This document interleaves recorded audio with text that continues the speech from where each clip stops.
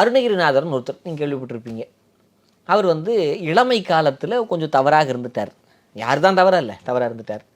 அவருக்கு தொழுநோயின்னு ஒரு நோய் வந்துடுச்சு. வாரியார் சாமி சொல்லுவாங்க, ஏன் இதுக்கு தொழுநோயின்னு பேருன்னு.